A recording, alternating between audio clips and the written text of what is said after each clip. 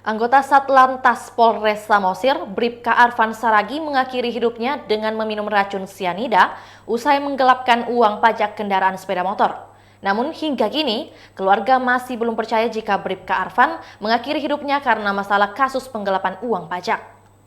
Bribka Arfan Saragi ditemukan tewas di tebing curam Dusun Simulop, Desa Siogung, Ogung, Kecamatan Pangururan, Kabupaten Samosir oleh sesama rekan polisinya pada 6 Februari lalu. Menurut keterangan polisi terdekat, jenazah mayat Bribka Arfan ditemukan botol minuman bersoda yang diduga sudah dicampur dengan racun sianida. 80 meter dari jasadnya ditemukan tas berwarna hitam, merek Asus yang di dalamnya ada 19 BPKB dan 25 STNK. Juga plastik tulisan Indomaret yang berisikan satu gulungan tali nilon berwarna biru. Ibunda Bribka Arfan, Beneria Purba, mengaku sempat bermimpi didatangi anaknya itu sambil menangis. Saat itu putranya terlihat menangis dan meminta tolong. Dalam mimpinya itu, Bribka Arfan mengatakan jika dirinya tidak mengakhiri hidup tapi dijebak oleh teman-temannya. Ia dipaksa meminum minuman yang ternyata air keras.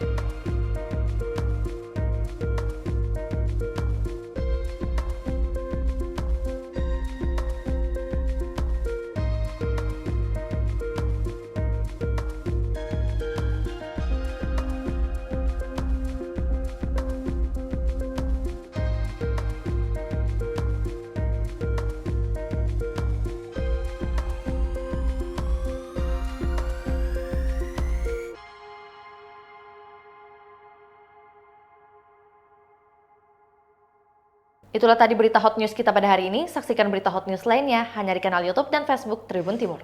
Terima kasih sudah nonton. Jangan lupa like, subscribe, dan share ya.